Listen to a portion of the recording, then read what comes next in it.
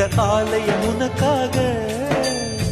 வானில் ஒரு புயல் மழை வந்தால் அழகே என்னை எங்கனம் காப்பாய். கண்ணே உன்னை என் கண்ணில் வைத்து இமைகள் எனும் கதவுகள் அடைப்பேன். சத்தியமாகுமா?